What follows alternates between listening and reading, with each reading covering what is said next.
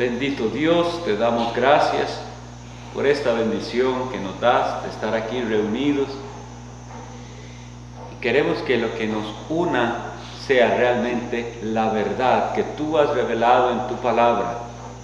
Pon en nuestro corazón un sincero deseo de conocerte más, de conocerte mejor. Y auxílianos con tu Espíritu Santo para comprender con claridad tu palabra. Guíanos, líbranos del error. Sabemos que si fuera por nosotros mismos 1000 veces tropezaríamos e interpretaríamos mal, pero confiamos en tu promesa que tu Espíritu Santo es el Espíritu de verdad que nos guía a toda la verdad. Danos esa disposición.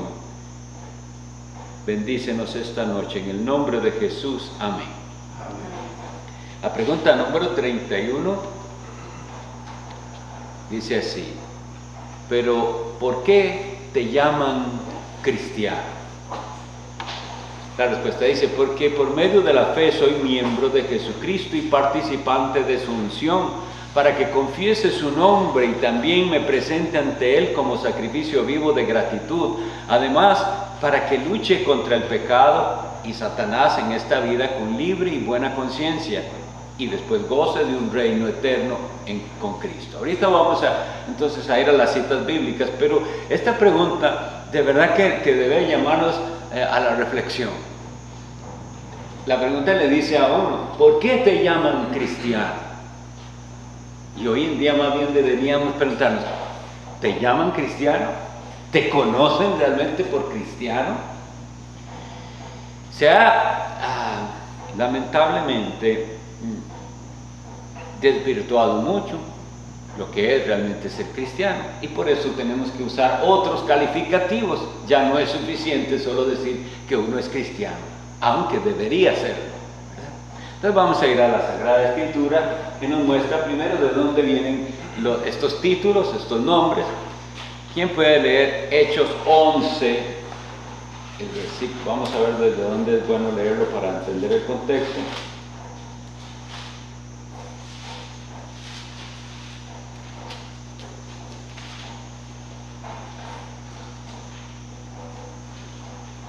Sí, con solo el versículo 26. ¿Quién puede leerlo? Daniel. Y se congregaron allí todo un año con la iglesia y enseñaron a mucha gente, y a los discípulos se les llamó cristianos por primera vez en Antioquía. Bien, estamos hablando de el apóstol Pablo, que cuando eso todavía le decían Saulo, y Bernabé. Bernabé siendo un apodo que le pusieron a él. Bernabé significa hijo de consolación, pero era un apodo. Y es bueno que pensemos en esto, porque realmente cristiano es un apodo. Ahí dice: y a los discípulos se les llamó, les pusieron este apodo, cristianos. Creo que es obvio que la palabra cristiano viene de Cristo. Entonces están asociando a los discípulos con Cristo y les ponen el apodo de cristianos. Y vemos ya por el resto de la palabra de Dios y la historia que los creyentes, los discípulos de Cristo, aceptaron ese apodo con dignidad. Y entonces esta fue la primera vez. ¿En dónde? En una ciudad llamada Antioquía. Era una ciudad, era una iglesia no judía, una iglesia mayormente compuesta posiblemente de personas no judías, sino gentiles, griegos, de cualquier otra parte, y se les llamó ahí por primera vez. Vuelvo a insistir, es necesario calificar ahora por la triste realidad de que muchos de los que se dicen cristianos ni creen realmente lo que Cristo enseñó y los apóstoles, ni viven como deberían vivir aquellos que se identifican con Cristo y la doctrina apostólica. Sigamos leyendo entonces, ¿qué es esto de ser cristiano? Bueno, ya vemos aquí que por lo menos necesitamos poder decir, son discípulos. La palabra discípulo es alguien que está siendo enseñado por. Y así lo dice el apóstol Pablo en una de sus epístolas. Si habéis sido enseñados por Él, nosotros debemos identificarnos como discípulos, seguidores, aprendices de Cristo.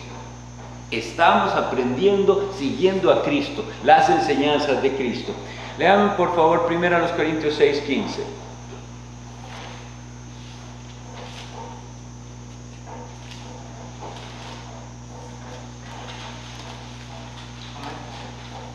Julio. ¿No sabéis que vuestros cuerpos son miembros de Cristo? Quitaré pues los miembros de Cristo y los haré miembros de una ramera.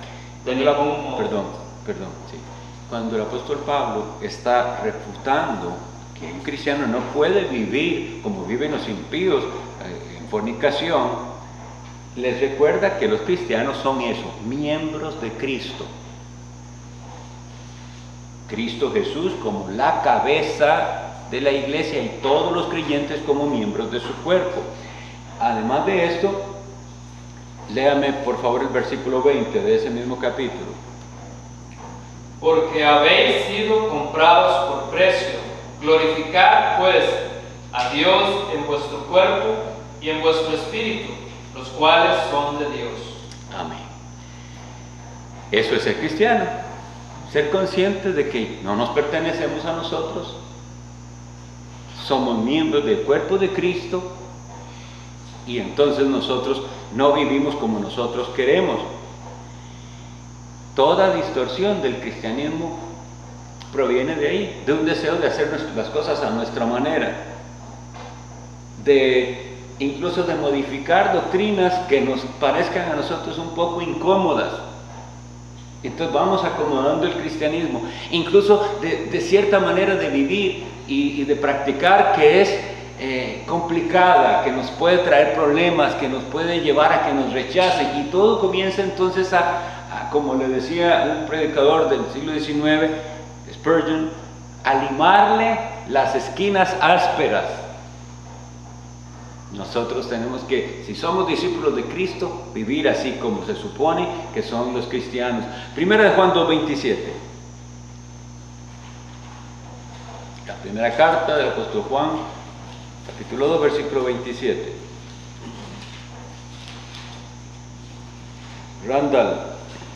Pero la unción que vosotros recibisteis de Él permanece en vosotros, y no tenéis necesidad de que nadie os enseñe. Así como la unción misma os enseña todas las cosas y es verdadera y no es mentira, según ella os ha enseñado, permanecer en Él. Vean qué cosa, qué promesa más hermosa para los creyentes. Tener nosotros la unción del Santo, que se llama también en la Sagrada Escritura. Vosotros dice que recibisteis una unción. Recordemos lo que habíamos visto al respecto de ungir la vez pasada con los oficios de Cristo. Que el acto de unción es simbólico. ¿Por qué era que se ungía a un rey? ¿Qué se estaba queriendo decir cuando el profeta derramaba aceite en aquel rey, que iba a ser rey? Precisamente era el acto en el que se le consagraba, se le apartaba y se le comisionaba a una tarea que Dios le dio. Y eso es lo que Cristo es, ¿verdad? Vimos que era el ungido de Dios, capacitado por Dios, por el Espíritu Santo y enviado por Dios como profeta, y como sacerdote y como rey. Pero vean que nosotros, como miembros de Cristo, participamos de esa unción. Entonces deberíamos estar muy agradecidos de que también somos tomados en cuenta. Es decir, ustedes y yo, si tenemos fe en Jesucristo, también estamos siendo apartados para una tarea especial y capacitados por Dios para hacerla, ungidos. Es triste ver a lo que se ha llegado cuando piensan que la unción es una especie de rito mágico en el cual con de veras aceite físico se capacita o se le da a alguien alguna virtud. Siempre alejémonos de las supersticiones. En las supersticiones la persona quiere ver, sentir, escuchar. En la verdadera fe hay una disposición de creer la verdad de la palabra, y usted al estar leyendo esto, que Él nos dio la unción, debe creerlo. Yo tengo la unción de Él y permanece en mí. No es algo temporal, no es algo que se me va a ir, es algo que está ahí. Y vean que cumple una promesa del nuevo pacto, porque nosotros tenemos promesa, según el profeta Ezequiel, de que ya nadie le dirá a su hermano, conoce a Jehová, porque dice, todos me conocerán. Esto es de lo que se trata. El Espíritu Santo entonces nos capacita para entender y para enseñarnos las cosas. Ahora, el Espíritu Santo también usa, eso no está negando que el Espíritu Santo use hombres capacitados para enseñar a otros, pero nosotros tenemos esa capacidad. Leamos bueno, ya me leyó. A ver. Esto de la permanencia es bien importante. Vea que ahí dice, y no es mentira, según ella os ha enseñado, permanecer en Él. Ahora veamos el versículo 28. Y ahora, hijitos, permanecer en Él, para que cuando se manifieste tengamos confianza, para que en su venida no nos alejemos de Él avergonzados. Lo cual nos indica que es precisamente por la unción del Espíritu Santo que el creyente persevera. Es obra de Dios en él. ¿Quién puede leerme Mateo 10:33?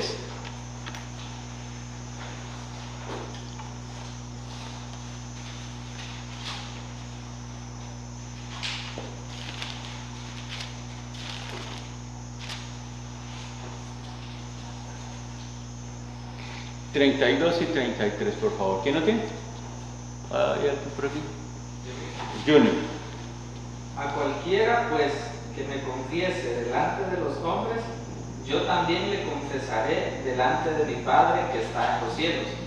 Y a cualquiera que me niegue delante de los hombres, yo también le negaré delante de mi Padre que está en los cielos. Muy bien. Entonces, mis estimados, si somos discípulos de Cristo, confesamos a Cristo. Se dice de algunos que parece que son cristianos en secreto. Nadie sabe que son cristianos. Y pasan, es tan parecida su manera de ser, de vivir, sus opiniones, su manera de ver el mundo, es tan similar que nadie sabría. Excepto que algún día lo vieron que se metió a la iglesia tal o cual. Entonces, aquí cuando el Señor nos dice confesar su nombre, se refiere a eso. ¿Se identifica usted con Jesús? Cuando salen noticias, cuando pasan cosas, ¿se identifica usted? Porque no estoy de acuerdo. ¿Por qué? Porque el Señor nos enseña esto y esto y esto en su palabra. Eso es identificarse y eso es confesar su nombre. A veces queremos reducir las cosas de una manera demasiado simplista, porque todos, por ejemplo, sabemos que la Biblia dice que si confesares con tu boca que Jesús es el Señor y creyeres en tu corazón que Dios le levantó de los muertos, serás salvo. Eso es plenamente verdad, pero la gente cree que esa confesión es simplemente eso. Yo un día confesé que sí, confieso que Jesús es el Señor, listo, eso era todo lo que había que hacer. Pero eso no, eso tiene una implicación. Si usted de verdad confesó eso de todo corazón, lo sigue confesando todos los días de su vida hasta su muerte. Confesar a Cristo es identificarse con Él, no es simplemente haber dicho Jesús es el Señor. Tan es así que tenemos en 1 Corintios 12:2 que dice que nadie puede llamar a Jesús Señor si no es por el Espíritu Santo. ¿Han leído eso? Si no, anótenlo por ahí. 1 Corintios 12:2 afirma eso, que ninguno puede llamar a Jesús Señor sino por el Espíritu Santo. Pero esa confesión, entendámosla, ¿es cierto que alguien sin el Espíritu Santo no puede confesar a Jesús, decir que Jesús es Señor? Claro que puede. Hágalo, haga la prueba. Al peor pecador, al más ateo, dígale que si puede decir esas palabras. Pero entonces no se trata de una confesión así. Se trata de un verdadero reconocimiento de Jesús como Señor, recordando que esa palabra griega, Señor, que se dice en griego, Kyrios o Kurios, corresponde a la palabra hebrea antigua que se decía solo para Dios, Adonai. es la correspondencia, es amo y dueño. Eso es el Señor. Entonces, usted puede decir con sus palabras, sí, Jesucristo es el Señor, pero si usted no cree de corazón ni vive como que Él es el dueño y soberano, amo y dueño, de nada vale su confesión. Entonces, eso es lo que es eso, por eso es que tienen que llamarme cristiano, porque yo pertenezco a Cristo, porque confieso que tengo la unción del Señor, porque confieso su nombre. Y ahora bien, eso no es de palabras, sino vivo de cierta manera. Leamos Romanos 12:1.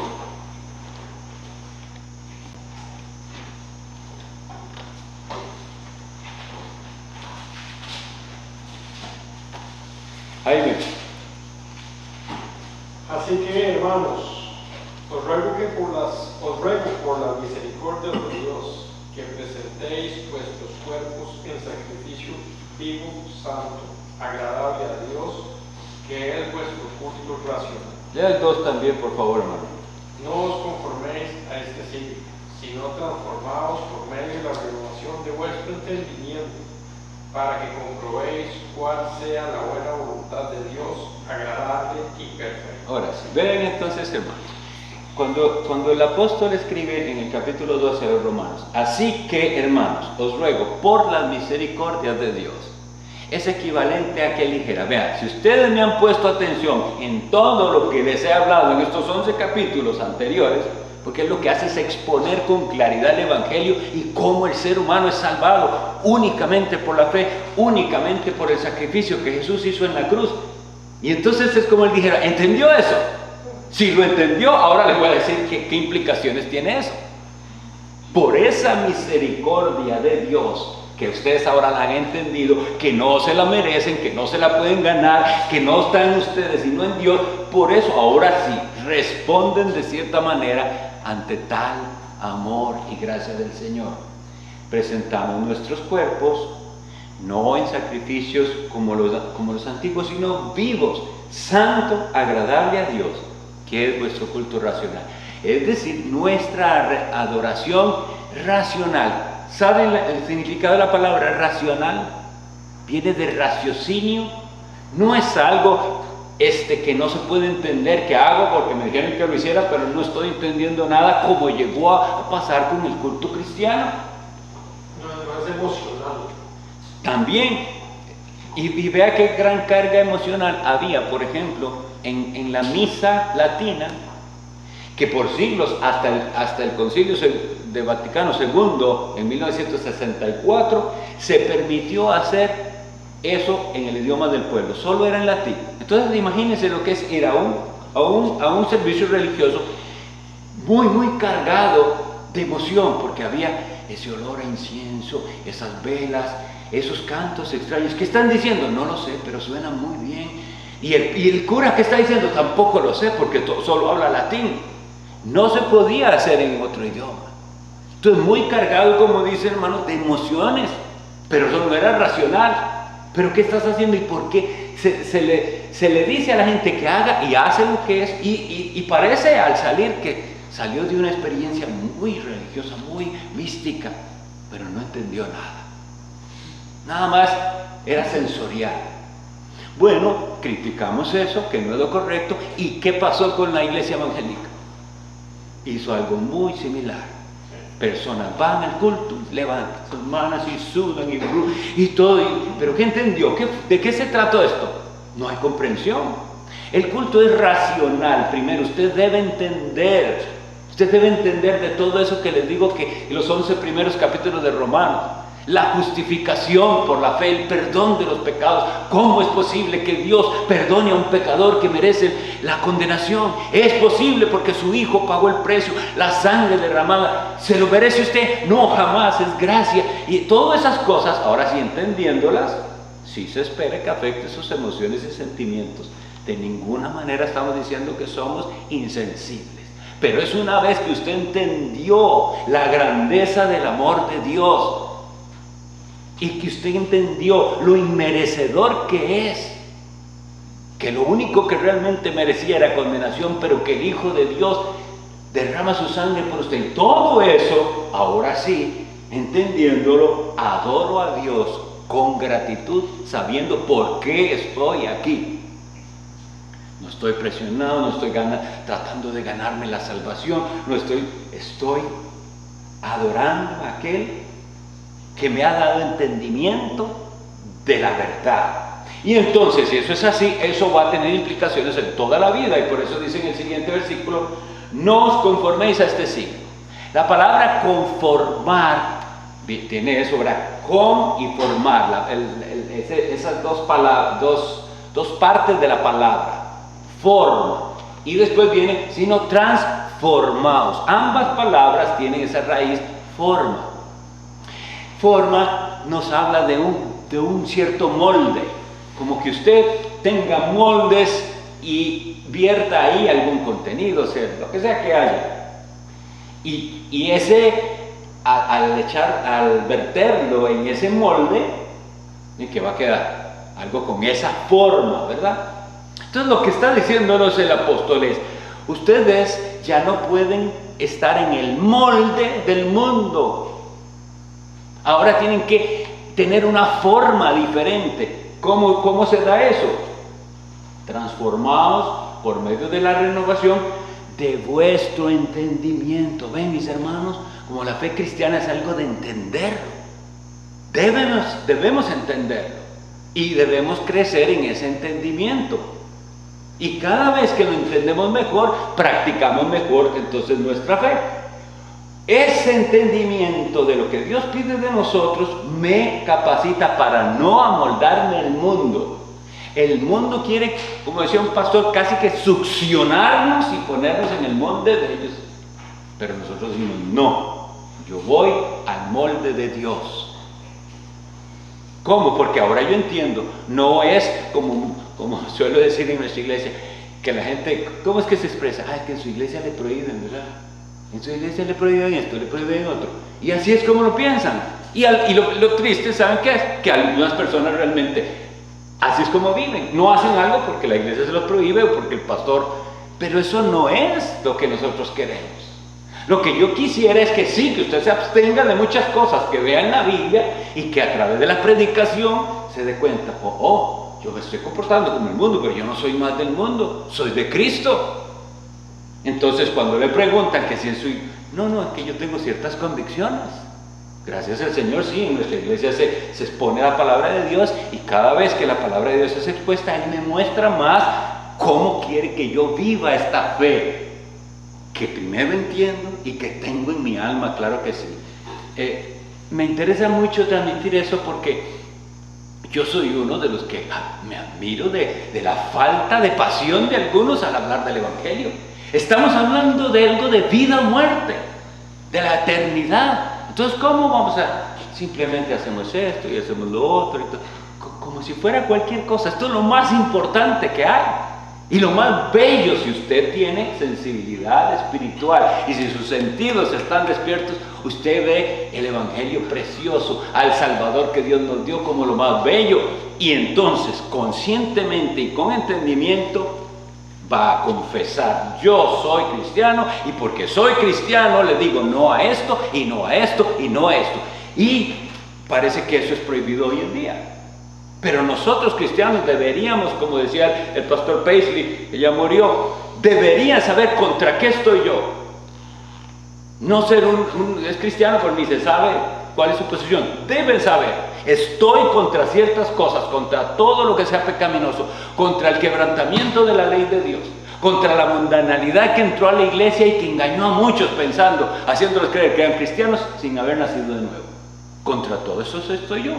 Contra los falsos maestros, contra los que hacen lucro del Evangelio, los que hicieron de la religión un verdadero negocio. Tenemos que decirlo, hermanos. Tal vez no como lo estoy diciendo yo, que me emociono mucho, pero tiene que decirlo. No estoy de acuerdo con eso. No, así no es. Eso es una ofensa a Cristo y a la fe cristiana. Entonces, seguimos adelante. Vamos a ver Apocalipsis 5:8.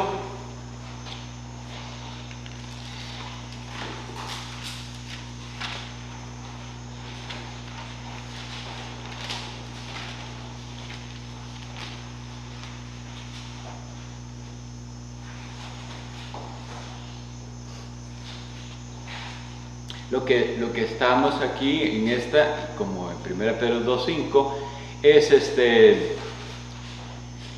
hablando de la vida cristiana, de la lucha contra el pecado y de lo que esto involucra. ¿Quién tiene Apocalipsis 5:8? Junior, por favor. Y cuando hubo tomado el libro, los 4 seres vivientes y los 24 ancianos se postraron delante del Cordero.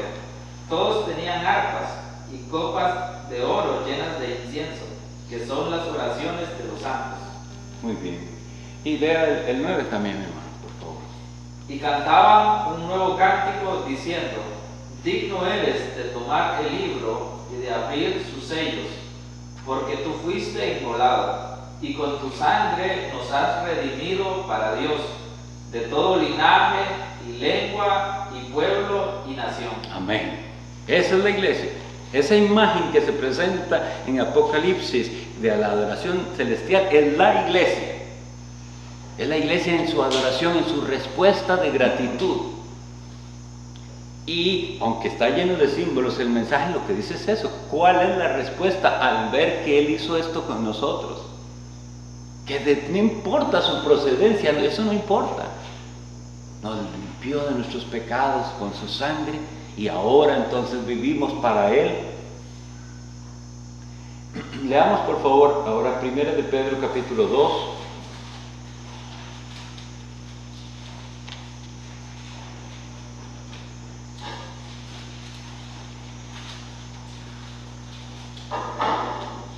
Voy a leer a partir del versículo 4 y hasta 4 y 5. Vean.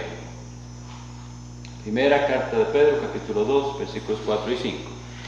Dice así: acercándonos a Él, piedra viva, desechada ciertamente por los hombres, mas para Dios escogida y preciosa. Vosotros también, como piedras vivas, sed edificados como casa espiritual y sacerdocio santo, para ofrecer sacrificios espirituales aceptables a Dios por medio de Jesucristo. Entonces, ¿por qué te llaman cristiano? Dijimos al inicio. Bueno, porque yo he experimentado esto. Hubo ese acercamiento a la piedra viva, al fundamento de la iglesia de Dios, Jesucristo. Y debemos imaginarnos entonces un edificio construido de piedras. Y nosotros, como parte de ese edificio, piedras que Dios mismo pone en el edificio de su iglesia. ¿Pero para qué los pone ahí? Ahí dice bien, para ofrecer sacrificios espirituales aceptables a Dios por medio de Jesucristo. Es bien importante que veamos que él ahí nos dice qué hace aceptable nuestro sacrificio. Número 1, existe sacrificio, sí. Palabra igual a la que la gente le huye porque no quieren ningún tipo de sacrificio. Nada que cueste, nada que complique.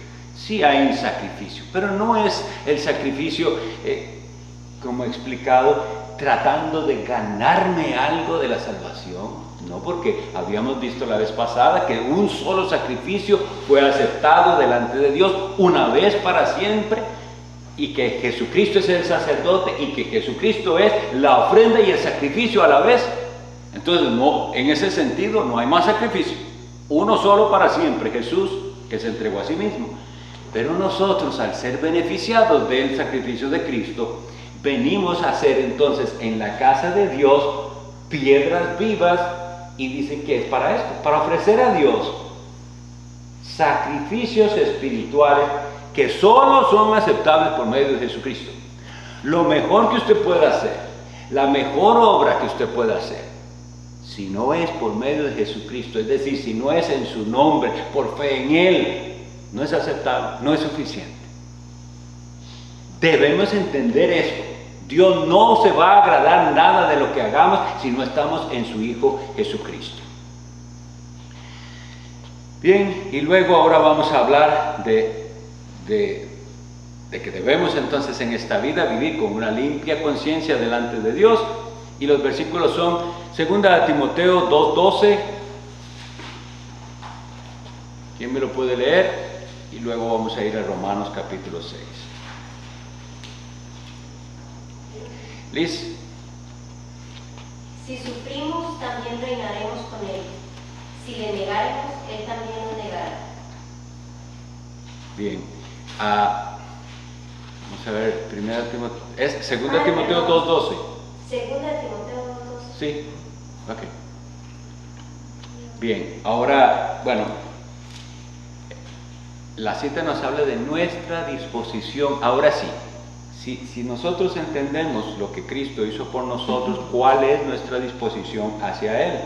¿A qué estamos dispuestos a hacer? Y entonces ahí es donde se nos responde que también reinaremos con Él. A veces no pensamos suficiente, o más bien me parece que muchas veces evitamos pensar en la eternidad y en el reino futuro, y deberíamos hacerlo más frecuentemente. Y pensar, a esto hemos sido llamados, a ser súbditos de su reino. Hace 8 días hablábamos de que Cristo en el oficio de rey gobierna sobre su pueblo. Usted no puede ser súbdito del reino de Dios si no se somete al rey, y el rey es Jesucristo. Por eso no puede haber salvación si usted pone condiciones. Usted más bien se adhiere a las condiciones de Dios, y es someterse al reinado de su Hijo Jesucristo. Quisiera que vayamos un momentito a Romanos capítulo 6.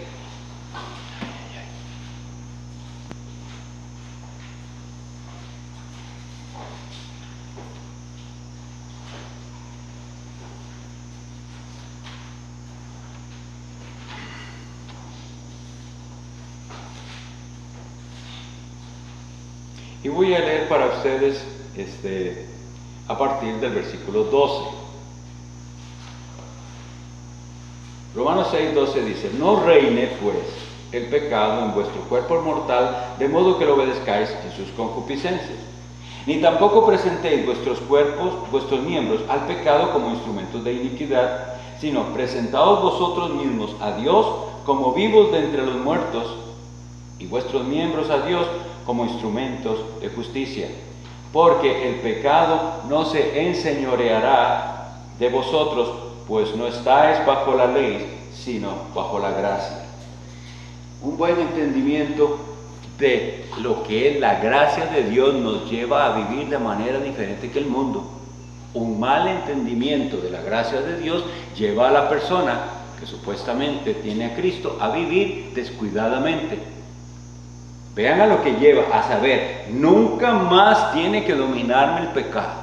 Ahora ya yo tengo la unción de la que hemos leído ahí, el Espíritu Santo, que nos va a dar la capacidad de vencer el pecado. Vamos a dejar esta pregunta por aquí y vamos a seguir a la siguiente para que podamos avanzar. ¿Ustedes creen que esa puerta se puede abrir? Que creo que está un poco caliente aquí.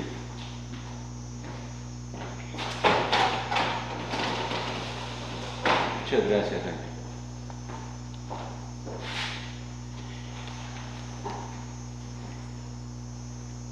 Y vamos a ver algo bien hermoso e importante. La pregunta 32 dice: ¿por qué Cristo es llamado el Hijo unigénito de Dios si nosotros también somos hijos de Dios? La respuesta dice: porque solo Cristo es el Hijo eterno y natural del Padre eterno, y nosotros solo somos hijos adoptados por el Padre, por gracia, por causa de Cristo. Nosotros debemos entender quién es Jesús. Jesús no es un ser creado, no tiene principio. Él es eterno como Dios es eterno. Si nosotros no entendemos eso y no aceptamos lo que la Biblia nos dice de Él, ya no es cristianismo, aunque se llame, los que así crean, Iglesia Cristiana tal. Esto es una cosa esencial, entender que el Hijo de Dios es el único que tiene la misma esencia del Padre. Vamos a ir a Hebreos 1:2. El que lo tiene me dice para que lo pueda leer.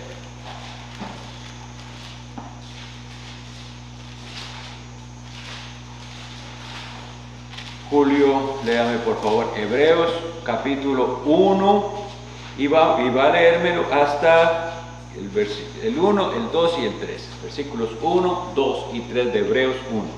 Amén. Dios, habiendo hablado muchas veces y de muchas maneras en otro tiempo a los padres por los profetas, en estos postreros días nos ha hablado por el Hijo, a quien constituyó heredero de todo y por quien asimismo hizo el universo, el cual, siendo el resplandor de su gloria y la imagen misma de su sustancia, y quien sustenta todas las cosas con la palabra de su poder, habiendo efectuado la purificación de nuestros pecados por medio de sí mismo, se sentó a la diestra de la majestad en las alturas. Amén. Solamente Jesucristo, solamente el Hijo de Dios tiene la misma esencia del Padre. Jesucristo no es 90% Dios y 10% otra cosa, no es 75% Dios, es 100%. Y una vez escuché a un pastor que daba un ejemplo bastante bueno para mí en cuanto a lo que es esa procedencia de. Entonces él decía, cuando un hombre engendra, ¿qué engendra? Alguien que es, ¿en qué medida ser humano? ¿50% humano? ¿60% humano? ¿O qué? Un hombre engendra a alguien que es 100% ser humano también. No puede engendrar otra cosa. Y a Jesucristo se le llama el Hijo unigénito, engendrado. Y esa palabra unigénito proviene de una palabra griega que se dice así, monogenes. Tal vez nos llegue un poquito de biología y decir, bueno, mono es solo uno. Cuando algo se usa ese prefijo, mono significa uno. Y genes, bueno, nosotros hablamos de los genes que se transmiten, etc. Pero estamos hablando de su esencia, el único que tiene la misma naturaleza que el Padre. Entonces, al ser el Hijo engendrado de Dios, Él no puede ser menos que lo que su Padre es. El gran problema que las personas tienen es que piensan que eso se dio en algún momento, pero no, eso es eternamente cierto. Claro, nuestra mente no da y nos quiere explotar cuando hablamos de la eternidad, pero lo que dice es que esto es así desde la eternidad. No hay un momento en que Jesús no fuera el Hijo unigénito de Dios. Él es eterno. Recuerden que para nosotros identificar a Dios, lo identificamos con sus atributos. En la Biblia estudiemos cuando se habla de sus atributos y tenemos que decir es Dios. Entonces hablábamos de la eternidad, de la omnisciencia, todo, que todo lo sabe, de la omnipresencia, que está en todo lugar, y de la omnipotencia. Con esas cuatro cosas vamos a poder identificar siempre en la Biblia a Dios, sea el Padre, sea el Hijo o sea el Espíritu Santo. Esos atributos están. Que siempre ha existido, que no hay un momento en el que no existía, es eternidad. Que todo lo puede, omnipotencia. Que todo lo sabe, omnisciencia. Que está en todo lugar, omnipresencia. Y ustedes verán, anoten cada vez que ven eso y ven, esto se dice del Hijo de Dios, esto se dice del Espíritu Santo. Entonces, hagamos un poquito de ese ejercicio con el versículo que leímos, que dice así. Está diciendo que Cristo es el resplandor de su gloria. Entonces, hagámonos una pregunta. ¿Había algún momento en la historia o en la eternidad que la gloria de Dios no tuviera resplandor? ¿Ven? El resplandor de la gloria de Dios siempre ha estado, y Jesús es ese resplandor. Dice, la imagen misma de su sustancia. ¿Habrá algún momento en el que Dios estuvo sin su imagen? Entonces, todos esos atributos de Cristo nos hacen entender que Él es eterno como el Padre es eterno. Así que no es lo mismo cuando se habla del Hijo de Dios en esos términos. Estamos hablando del Hijo eterno de Dios. Eso es bastante útil enfatizarlo, del Hijo eterno de Dios. O como dice aquí, del Hijo eterno, del Padre eterno. En cambio nosotros somos hijos adoptados por el Padre a través de Cristo. Veamos la tercera epístola de Juan, capítulo 3, versículo 16.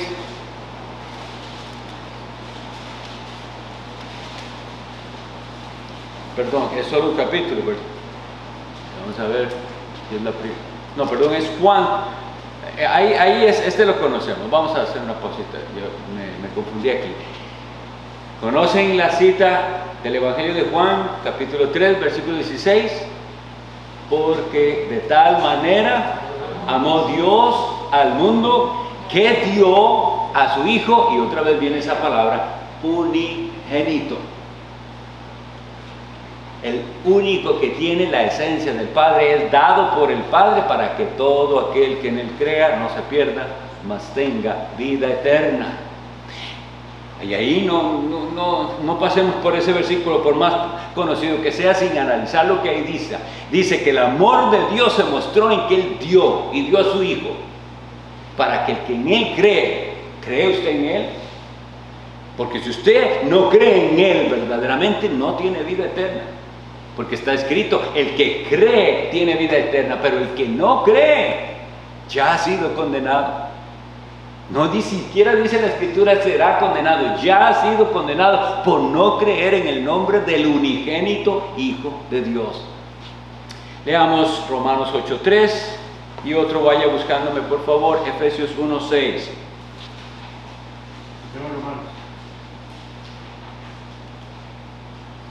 Porque lo que era imposible para la ley, por cuanto era débil por la carne, Dios, enviando a su Hijo en semejanza de carne en el pecado, y a causa del pecado, condenó al pecado en la carne. Bien, esto es lo que entonces sí confunde a algunos. Dios envió a su Hijo, y ese Hijo cuando vino parecía a uno de nosotros.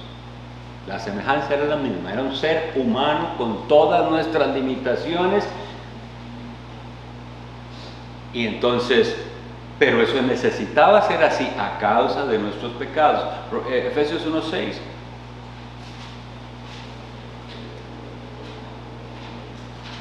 Randall.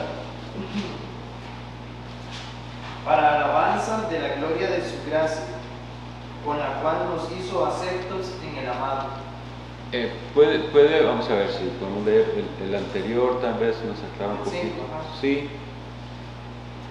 En amor, habiéndonos predestinado para ser adoptados hijos suyos por medio de Jesucristo, según el puro afecto de su voluntad. Bien, ahora entonces ahí sí vemos que es adopción y que nuestra aceptación delante de Dios se da por su Hijo Jesucristo.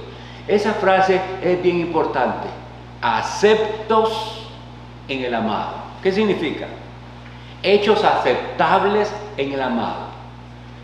Si usted no está en Cristo, usted puede ser y hacer el mayor esfuerzo y vivir la vida más excelente que usted pueda tener, que si usted no está en Cristo no será aceptable delante de Dios. La única manera de serle aceptables a Dios, aceptos, es si usted está en el amado. Qué frase más hermosa es: a ese es el que ama a Dios el Padre y a ese es el que acepta. Por eso las veces que vemos a Dios hablando desde el cielo sobre su Hijo Jesucristo, dice: este es mi Hijo amado, en Él tengo complacencia. Para que le agrade a Dios algo que usted hace o dice, usted tiene que estar en el amado. Eso es hacer las cosas en el nombre de Jesús.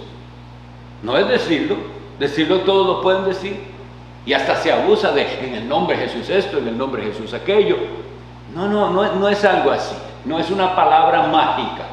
Hacer las cosas en el nombre de Jesús es entender esto, que es solo por Cristo y por lo que Cristo hizo que hoy usted es aceptado delante de Dios.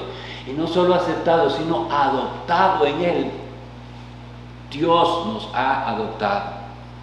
No tenía por qué hacerlo, no estaba obligado a, pero ahí se muestra su misericordia y su amor, aceptos en el amado.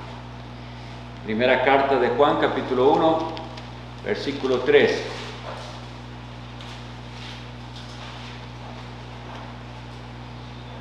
Pero creo que es tan completa esta cápsula de la verdad sobre la cristología. Cristología simplemente significa el estudio de la doctrina de Cristo. Vamos a leer entonces 1 de Juan, capítulo 1, ¿quién lo tiene? Para leer los primeros 3 versículos. 1, 2 y 3. Junior levantó primero la mano. 1 de Juan 1, Del 1 al 3. del 1 al 3. Lo que era desde el principio, lo que hemos oído, lo que hemos visto con nuestros ojos, lo que hemos contemplado y palparon nuestras manos, tocante al verbo de vida. Porque la vida fue manifestada y la hemos visto y testificamos. Y os anunciamos la vida eterna, la cual estaba con el Padre y se nos manifestó. Lo que hemos visto y oído, eso os anunciamos, para que también vosotros tengáis comunión con nosotros. Y nuestra comunión verdaderamente es con el Padre y con su Hijo Jesucristo. Amén. Vean que llama a Jesús el verbo de vida, lo cual nos recuerda lo que habíamos visto sobre su ministerio profético. Él es la palabra de vida. Dice, la vida nos fue manifestada, pero ¿cómo le llama? La vida eterna. O sea, Él es eterno, es lo que estábamos hablando, ¿verdad? Y se manifestó esa vida eterna en el Hijo Jesucristo. Ahora, uno de los versículos más claros está en esa misma epístola, capítulo 5, versículo 20. En esa misma, Daniel, usted que había levantado la mano, capítulo 5, pero versículo 20. Pero sabemos que el Hijo de Dios ha venido y nos ha dado entendimiento para conocer al que es verdadero. Y estamos en el verdadero, en su Hijo Jesucristo. Este es el verdadero Dios y la vida eterna. Entonces, así es, nos acercamos a la Sagrada Escritura con esta disposición, decíamos, de creer lo que ella nos enseña. Entonces, en el mismo versículo se nos está diciendo de Jesucristo, que es el Hijo de Dios. Ahí dice, estamos en el verdadero, en su Hijo Jesucristo. ¿Qué se nos está enseñando ahí? Que Jesucristo es el Hijo de Dios. ¿Y qué se nos enseña después? Que Él es el Dios y la vida eterna. Jesucristo, el Hijo de Dios, es Dios. Eso es lo que la Biblia nos está diciendo. No nos está pidiendo que usted lo tiene que entender a plenitud, pero que lo reciba como Él es. Porque si usted no recibe a Cristo como Él es, no se dirá de usted lo que dice Juan capítulo 1, que dice, y a los que le recibieron, a los que creen en su nombre, les dio potestad de ser hechos hijos de Dios. Para que usted sea hecho hijo de Dios, usted tiene que haber recibido a Cristo como Él es revelado en las Sagradas Escrituras. Entonces, ahora sí, lleve el título de cristiano con alegría, con dignidad. Lo que les decía, qué triste es cómo se fue desvirtuando la palabra que nos identificaba como discípulos de Cristo, al punto de que se le llegó a llamar cristianizar a alguien, bautizarlo. Y tristemente bautizar a alguien que ni siquiera todavía tenía conciencia y ya se le cristianizaba, es decir, se le considera cristiano aunque él todavía no ha profesado fe en Jesucristo. Entonces vemos cómo va la decadencia de eso. Entonces, ¿qué es ser cristiano? ¿Es usted cristiano? Mucho tiempo, les doy mi testimonio personal, de niño asistí a la iglesia fielmente y me encantaba ir a la iglesia, ir a la escuela dominical y era bien involucrado, pero crecí pensando que eso es ser cristiano, ir a la iglesia y hacer esto y no hacer algunas otras cosillas y no ser tan malo como los demás niños y ya. Eso es ser cristiano. Eso corresponde a lo que hemos leído. No. Tenía que estar en Él. Tenía que conocerle a Él para entonces poder llevar su nombre con dignidad y confesarlo no solo con mis labios, sino vivir para Él. Después de esa comprensión, yo espero que, habiendo hablado tan brevemente de quién es Cristo y lo que Él hace, llevemos ese nombre con dignidad y obedezcamos lo que dice. Ahora sí, por la misericordia de Dios, les ruego, dice el apóstol, por favor, hagan caso a esto, presenten sus cuerpos ahora en sacrificio vivo a Dios, santo, agradable. ¿Y eso de qué se trata? Vuestro culto racional. ¿Entiende usted a la clase de Dios que adora? ¿Conoce al Dios que usted pretende adorar? ¿O se tendrá que decir a usted lo que dice Cristo a la mujer samaritana en el Evangelio de Juan, capítulo 4, versículo 13 por ahí? Dice: vosotros adoráis lo que no sabéis. Y eso que se dice de la samaritana, que le dice Cristo a ella, es que fuerte.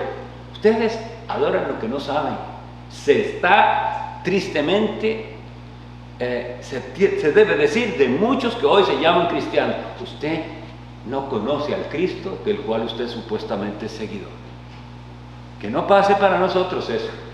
Que de veras cuando venimos aquí es por eso, porque yo soy de Cristo y quiero conocerle. Y sé que es posible conocerle más y más, porque Él nos dio su Espíritu Santo, que como orábamos al inicio, es llamado el Espíritu de verdad, que nos guía a toda la verdad. ¿Quién es la verdad? Jesús. Pero para conocer a Jesús necesitamos esa acción del Espíritu Santo que nos lleve a conocerlo en realidad. Oremos. Bendito Dios, te damos gracias por la lectura de varios versículos de tu palabra. Pon en nosotros un sincero y verdadero deseo de crecer, como dice tu palabra, en la gracia y en el conocimiento de nuestro Señor y Salvador Jesucristo, tu Hijo eterno, al cual tú diste para la salvación de tu pueblo. Confiamos que los tuyos escucharán tu voz. Bendícenos y concédenos entonces vivir de tal manera que nuestra conducta y palabras respalden la fe que profesamos, la fe de nuestro Señor Jesús. Amén.